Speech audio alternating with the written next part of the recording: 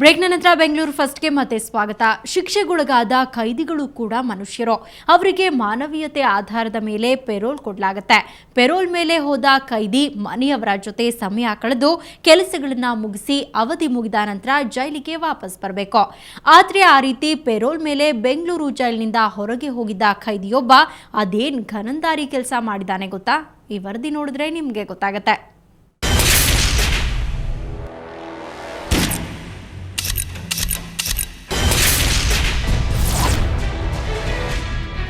ಈತ ಬಸವ ಅಲಿಯಾಸ್ ರೋಗಿ, ಬೆಂಗಳೂರಿನ ಹೊಸಕೆರೆಹಳ್ಳಿಯವನು. 2005ರಲ್ಲಿ ಪ್ರಭಾಕರ್ ಅನ್ನೋ ರೌಡಿಯನ್ನ ಕೊಲೆ ಮಾಡಿದ್ದ. ಆರೋಪ ಸಾಬೀತಾಗಿ ಬಸವನಿಗೆ ನ್ಯಾಯಾಲಯ ಜೀವಾವಧಿ ಶಿಕ್ಷೆ ವಿಧಿಸಿತ್ತು. 2008ರಿಂದ ಜೈಲಿನಲ್ಲಿದ್ದ ಬಸವ ಮೊನ್ನೆ ಮನೆಯವರನ್ನ ನೋಡಬೇಕು, ಊರ ಹಬ್ಬದಲ್ಲಿ ಭಾಗವಹಿಸಬೇಕು ಅಂತ 1 ತಿಂಗಳು ಪೆರೋಲ್ ಕೇಳಿದ. ಮೇ 22ರಂದು 1 ತಿಂಗಳ ಪೆರೋಲ್ ಕೊಟ್ಟು ಕಳಿಸಲಾಯಿತು. ಜೂನ್ 22ರಂದು ವಾಪಸ್ಸಾಗಬೇಕಿದ್ದ ಬಸವ ಹೊರಬಂದ 2 ದಿನಕ್ಕೆ ಜೈಲಿಗೆ ಹಿಂದಿರುಗಿದ್ದ. ನನಗೆ ಪೆರೋಲ್ ಸಾಕು ಅಂದುಬಿಟ್ಟ.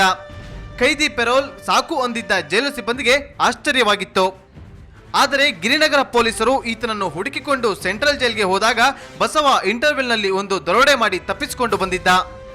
ದರೋಡೆ ವೇಳೆ ಸಿಕ್ಕಿಬಿದ್ದ ಸಾಯಿ ಪ್ರಸಾದ್ ಮತ್ತು ಕಾರ್ತಿಕ್ರನ್ನು ವಿಚಾರಿಸಿದಾಗ ತಪ್ಪಿಸಿಕೊಂಡು ಹೋದವನು ಬಸವ ಈಗ ಜೈಲಿನಲ್ಲಿದ್ದಾನೆ ಅನ್ನೋದು ಗೊತ್ತಾಯಿತು.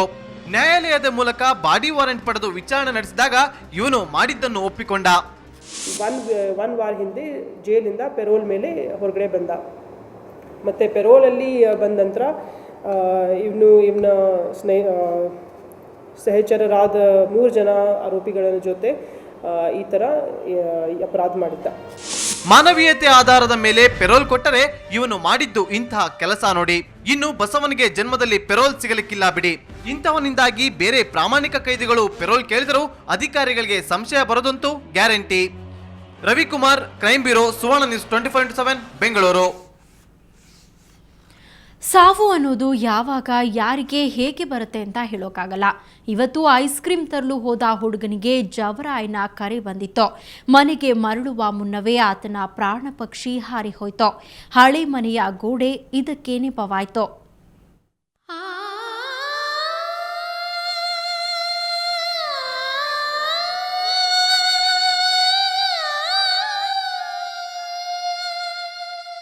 ಈ ಪುಟ್ಟ ಬಾಲಕನ ಹೆಸರು ಲೋಕೇಶ್.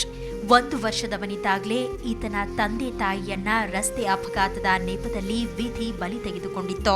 ಲೋಕೇಶ್ನನ್ನ ಸಾಕಿ ಬೆಳೆಸಿದವರು ಆತನ ಚಿಕ್ಕಮ್ಮ ಸರೋಜಮ್ಮ. ಇಂದು ಲೋಕೇಶ್ ಕೂಡ ಮೃತಪಟ್ಟಿದ್ದಾನೆ. ಕಾಕತಾಳೀಯವೆಂದ್ರೆ ಈ ಬಾಲಕನದು ಕೂಡ ದುರ್ಮರಣವೇ. ಐಸ್ ಕ್ರೀಮ್ ತೆಗೆದುಕೊಂಡು ಮನೆಗೆ ಬರ್ತಾ ಇದ್ದ ಈತನ ಮೇಲೆ ಹಳೆ ಮನೆಯ ಗೋಡೆ ಬಿದ್ದು ಲೋಕೇಶ್ ಸ್ಥಳದಲ್ಲೇ ಮೃತಪಟ್ಟಿದ್ದಾನೆ. ಇವರು ಗಾಡಿ ಓಡಿಸಿ ಬನ್ನಿ ಇದು ಮಾಡಿದ್ದಾರೆ. ಮಗುನ ಯಾಕೆ ನೋಡಿಲ್ಲ? ಕೆಳಗಡೆ ಬಿದ್ದಿದೆ. ಇವರೆಲ್ಲ ನೋಡಿದ್ದಾರೆ, ಆದ್ರೆ ಯಾರು ಹೇಳ್ತಾ ಇಲ್ಲ. ಇಲ್ಲಿ ಇವಾಗ ಮಗು ಇಲ್ಲ, ಪ್ರಾಣ ಹೋಗಿದೆ. ಐಸ್ ಕ್ರೀಮ್ ಬೇಕು ಅಂತ ಹಠ ಮಾಡಿದ ಲೋಕೇಶ್ ಕೈಗೆ ಚಿಕ್ಕಮ್ಮ 10 ರೂಪಾಯಿ ಕೊಟ್ಟು ಕಳುಹಿಸಿದ್ರು.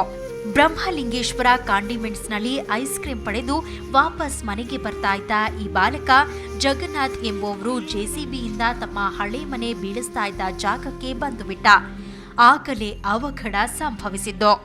10 ரூபாய் கையில் வாங்கினு என் குழந்தை பின்னால் போயின்னு நான் பின்னாலே வரேன். என் பின்னாலே வரேன், ஓடினே இருக்கிறேன். பின்னாலே வரேன், ஓடி எங்கள் குழந்தை ஜேசிபி அப்படி மண் எடுத்து அவன் தள்ளுறதுக்குள்ள அப்படியே அவன் குழந்தை தலைமையில் விழுந்து குழந்தை அப்படியே 1 நிமிஷத்தில் நசுக்கிட்டாங்க சார். ಅಪ್ಪ ಅಮ್ಮ ಅಪಘಾತದಲ್ಲಿ ಮೃತಪಟ್ಟ 6 ವರ್ಷಗಳ ನಂತರ ಮಗನಿಗೂ ಕೂಡ ಅಂಥದ್ದೇ ದುರಂತ ಸಾವು ಬಂದಿದ್ದು ದುರಂತವಾಗಿದೆ. ಈಗ ಬಾಣಸ್ವಾಡಿ ಪೊಲೀಸರು ಕಟ್ಟಡ ಕಾಮಗಾರಿ ನಡೆಸ್ತಾ ಇದ್ದ ಜಗನ್ನಾಥ್ ಮತ್ತು ಜೆಸಿಬಿ ಆಪರೇಟರ್ ವೆಂಕಟೇಶ್ ವಿರುದ್ಧ ಪ್ರಕರಣ ದಾಖಲಿಸಿಕೊಂಡಿದ್ದಾರೆ. ವೆಂಕಟೇಶ್ ತಲೆಮರೆಸಿಕೊಂಡಿದ್ದು ಆತನಿಗಾಗಿ ಹುಡುಕಾಟ ಮುಂದುವರೆದಿದೆ. ಅಶ್ವಥ್ ಎಸ್ಎನ್, ಕ್ರೈಮ್ ಬ್ಯೂರೋ, ಸುವರ್ಣ ನ್ಯೂಸ್ 24/7 ಬೆಂಗಳೂರು. ನಿಮ್ಮ ಹತ್ರ ಕಾರ್ ಇದೆಯಾ? ಅದಕ್ಕೆ ಸನ್ ಫಿಲ್ಮ್ ಅಥವಾ ಕೂಲಿಂಗ್ ಪೇಪರ್ ಇದೆಯಾ? ಹಾಗಿದ್ರೆ ತಕ್ಷಣವೇ ಅದನ್ನ ತೆಗೆಸ್ಬಿಡಿ. ಯಾಕಂದ್ರೆ ಸನ್ ಫಿಲ್ಮ್ ತೆಗೆಸಲು ಪೊಲೀಸರು ನೀಡಿದ ಗಡುವು ನಾಳೆಗೆ ಮುಗಿದಿದೆ. ಈ ಮಧ್ಯೆ ಸುಪ್ರೀಂ ಕೋರ್ಟ್ ಆದೇಶದ ಸ್ಪಷ್ಟತೆ ಪ್ರಶ್ನಿಸಿ ನಾಳೆ ಕೋರ್ಟ್ಗೆ ಮನವಿ ಸಲ್ಲಿಕೆಯಾಗಲಿದೆ. ಮುಗಿಯುತ್ತಿದೆ ಸನ್ ಫಿಲ್ಮ್ ತೆಗೆಯಲು ಡೆಡ್ಲೈನ್. ತಪ್ಪಿದ್ರೆ ಪ್ರತಿ ಸಿಗ್ನಲ್ಗೆ 100 ರೂಪಾಯಿ ಫೈನ್. ಹೌದು, ಇನ್ನೇನು ಡೆಡ್ಲೈನ್ ಹತ್ತಿರ ಬಂದಿದೆ. ಬೆಂಗಳೂರಿನಲ್ಲಿ ವಾಹನಗಳ ಸನ್ ಫಿಲ್ಮ್ ಅಥವಾ ಕೂಲಿಂಗ್ ಪೇಪರ್ ತೆಗೆಸಲು ಇನ್ನೊಂದೇ ದಿನ ಬಾಕಿ ಉಳಿದಿದೆ. ಪೊಲೀಸ್ ಇಲಾಖೆಯ ಗಡುವಿನ ಬಗ್ಗೆ ನೆಗ್ಲೆಕ್ಟ್ ಮಾಡಿದ್ರೆ ಜೂನ್ 6ರಿಂದ ಫೈನ್ ಗ್ಯಾರಂಟಿ. ಅದು ಪ್ರತಿ ಸಿಗ್ನಲ್ಗೂ ₹100 ದಂಡ. ಅಷ್ಟೇ ಅಲ್ಲ, ಇದು ಸುಪ್ರೀಂ ಕೋರ್ಟ್ ಆದೇಶವಾಗಿರೋದ್ರಿಂದ ನ್ಯಾಯಾಂಗ ನಿಂದನೆಯ ಸುಳಿಗೂ ನೀವು ಸಿಲುಕಬಹುದು. ಹೀಗಾಗಿಯೇ ಈಗ ವಾಹನ ಚಾಲಕರು ಕೂಲಿಂಗ್ ಪೇಪರ್ ತೆಗೆಸೋದರಲ್ಲಿ ಬ್ಯುಸಿಯಾಗಿದ್ದಾರೆ. ಈಗಾಗಲೇ ನಗರದ 60% ವಾಹನ ಮಾಲೀಕರು ಕೂಲಿಂಗ್ ಪೇಪರ್ ತೆಗೆಸಿದ್ದಾರೆ. ಭಾಳಷ್ಟು ಮಾಡ್ತಾ ಇದ್ದೀವಿ, ಜನಗಳು ಎಚ್ಚೆತ್ಕೊಳ್ಬೇಕು. ಯಾಕೆಂದರೆ ಬರೀ ಫೈನ್ ಕೊಡೋದು ಹೋಗೋದು ಅಲ್ಲ, ಈ ನಗರದಲ್ಲಿ ನಮ್ಮ ಬೇರೆಯವ್ರಿಗೂ ನಾವು ಅವಕಾಶ ಮಾಡಿಕೊಡ್ಬೇಕು ಅನ್ನೋ ಒಂದು ಪ್ರಜ್ಞೆ ಎಲ್ಲರಲ್ಲೂ ಬರಬೇಕು. ಬರೀ ನಾನೇ ಮುಂದೆ ಹೋಗಬೇಕು, ನಾನು ಹೆಂಗಾದ್ರೂ ಪರ ಎಲ್ಲ ಹೋಗೋದು ಅನ್ನೋದು ತಪ್ಪಿದೆ. They should see that others also should travel and they should give them ₹100 ಕೊಟ್ಟು ಒಂದು ದಿವಸಕ್ಕೆಲ್ಲ ಆಗುತ್ತೆ ಅಂತ ತಿಳ್ಕೊಬೇಡಿ. ಈಗ ಬಸ್ ಪಾಸ್ ಇದ್ದಂಗೆ ₹100 ಒಂದು ಫೈನ್ ಹಾಕ್ಬಿಟ್ರೆ ಇವತ್ತೆಲ್ಲ ಓಡಾಡ್ಬೋದು ಅಂತಿಲ್ಲ. ನೆಕ್ಸ್ಟ್ ಸ್ಟೇಜಲ್ಲಿ ಹಿಡಿದ್ರೆ ಅಲ್ಲಿ ₹100 ಕೊಡ್ಬೋದು. ಈ ನಿಯಮ ಎಲ್ರಿಗೂ ಕಡ್ಡಾಯ. ಆದರೆ Z+ ಸೆಕ್ಯೂರಿಟಿ ಹೊಂದಿರೋ ಸಿಎಂ, ರಾಜ್ಯಪಾಲರು ಹಾಗೂ ಗೃಹ ಸಚಿವರಿಗೆ ಮಾತ್ರ ಈ ಕೂಲಿಂಗ್ ಪೇಪರ್ ಕಡ್ಡಾಯದಿಂದ ವಿನಾಯಿತಿ ಇದೆ. ಉಳಿದಂತೆ Z ಸೆಕ್ಯೂರಿಟಿ ಹೊಂದಿರೋ ನಗರದ ಇತರ 10 ಮಂದಿಗೂ ವಿನಾಯಿತಿ ಇದೆಯಂತೆ. ಆದರೆ ಅವರು ಯಾರು ಅನ್ನೋದ್ರ ಬಗ್ಗೆ ಪೊಲೀಸ್ ಇಲಾಖೆ ಗಪ್ಚುಪ್ಪಾಗಿದೆ. ಎಕ್ಸಮ್ಷನ್ Z ಕ್ಯಾಟಗರಿ ಮತ್ತು Z+ ಕ್ಯಾಟಗರಿ ಯಾರು ಪ್ರೊಟೆಕ್ಟಿಸ್ ಅಥವಾ ವ್ಯಕ್ತಿಗಳಿದ್ದಾರೆ ಅವರಿಗೆ ಮಾತ್ರ, ಅವರ ಅಫಿಷಿಯಲ್ ಕಾರ್ಗಳಿಗೆ ಮಾತ್ರ ಅದು ಅನ್ವಯಿಸುತ್ತೆ. ಗೌರವಾನ್ವಿತ ರಾಜ್ಯಪಾಲರು, ಮಾನ್ಯ ಮುಖ್ಯಮಂತ್ರಿಗಳು, ಮಾನ್ಯ ಗೃಹ ಸಚಿವರು ಮತ್ತು ಇನ್ನು ಕೆಲವು ಒಂದು Z+ ಕ್ಯಾಟಗರಿ ಪ್ರೊಟೆಕ್ಟಿಸ್ ನಮ್ಮ ರಾಜ್ಯದಲ್ಲಿದ್ದಾರೆ. ಅಂದಹಾಗೆ ಸುಪ್ರೀಂ ಕೋರ್ಟ್ ಈ ತೀರ್ಪು ನೀಡೋದಕ್ಕೆ ಕಾರಣಗಳು ಇವೆ. ಕೂಲಿಂಗ್ ಪೇಪರ್ ಅಳವಡಿಸಿರುವ ಕಾರಿನ ಒಳಗೆ ಏನೇ ಅನಾಚಾರ, ಅತ್ಯಾಚಾರ ನಡೆದರೂ ಗೊತ್ತಾಗೋದಿಲ್ಲ. ಇದು ಉಗ್ರರಿಗೂ ವರದಾನವಾಗ್ತಾ ಇದೆ ಎಂಬ ಕಾರಣಕ್ಕೆ ಈ ಕ್ರಮ ಕೈಗೊಳ್ಳಲಾಗ್ತಾ ಇದೆ. ಆದರೆ ಇದು ಎಷ್ಟರ ಮಟ್ಟಿಗೆ ಸರಿ ಅಂತ ಪ್ರಶ್ನಿಸಿ ಬೆಂಗಳೂರಿನ ಬಾರ್ ಅಸೋಸಿಯೇಷನ್ ವಕೀಲರು ನಾಳೆ ಸುಪ್ರೀಂ ಕೋರ್ಟ್ಗೆ ಮನವಿ ಸಲ್ಲಿಸಲಿದ್ದಾರೆ. ಈ ಆಂಬುಲೆನ್ಸ್ ಆಗ್ಬೋದು, ಈ ಹಣ ಸಾಗಣೆ ಮಾಡ್ತಕ್ಕಂಥ ವೆಹಿಕಲ್ಗಳಾಗ್ಬೋದು, ಆಭರಣ ಸಾಗಣೆ ಮಾಡಿದ ವೆಹಿಕಲ್ಗಳಾಗ್ಬೋದು, ಆಮೇಲೆ ಈ ಔಷಧಿ ಸಾಗಣೆ ಮಾಡಿದ ವೆಹಿಕಲ್ಗಳಾಗ್ಬೋದು, ಇದಕ್ಕೆ ಯಾವುದೇ ರೀತಿ ಅದರಲ್ಲಿ ಮಾನ್ಯ ಸರ್ವೋಚ್ಚ ನ್ಯಾಯಾಲಯದಲ್ಲಿ ಅದರಲ್ಲಿ ಅವರು ಅದನ್ನು ಗಮನ ತಗೊಂಡಿಲ್ಲ. ಅದಕ್ಕೆ ಸಾರ್ವಜನಿಕವಾಗಿ ನಾವು ವಕೀಲರುಗಳು ಸುಪ್ರೀಂ ಕೋರ್ಟ್ನಲ್ಲಿ ಪುನರ್ ಪರಿಶೀಲನಾ ಅರ್ಜಿಯನ್ನು ಸಲ್ಲಿಸಲಿಕ್ಕೆ ತೀರ್ಮಾನ ತಗೊಂಡಿದ್ದೀವಿ.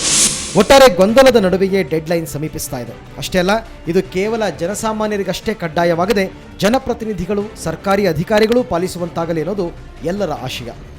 ನಾಗೇಂದ್ರ ಜೊತೆ ನಂದಿನಿ ಜೆ, ಸುವರ್ಣ ನ್ಯೂಸ್ 24/7 ಬೆಂಗಳೂರು. ಕರ್ನಾಟಕದಲ್ಲಿ ಇವತ್ತು ಚಿನ್ನದ ದರ ಹೇಗಿದೆ ನೋಡೋಣ. 22 ಕ್ಯಾರೆಟ್ನ 10 ಗ್ರಾಂ ಚಿನ್ನಕ್ಕೆ 27,910 ನೆನೆ ದರಕ್ಕೆ ಹೋಲಿಸಿದ್ರೆ 22 ಕ್ಯಾರೆಟ್ನ 10 ಗ್ರಾಂ ಚಿನ್ನದ ದರದಲ್ಲಿ ₹200 ಇಳಿಕೆಯಾಗಿದೆ.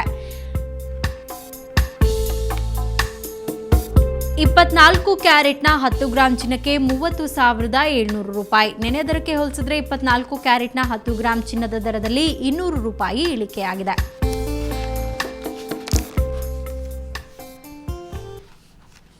ಬ್ರೇಕ್ನ ನಂತರ ಬೆಂಗಳೂರು ಫಸ್ಟ್ ಮತ್ತೆ ಮುಂದುವರಿಯುತ್ತೆ.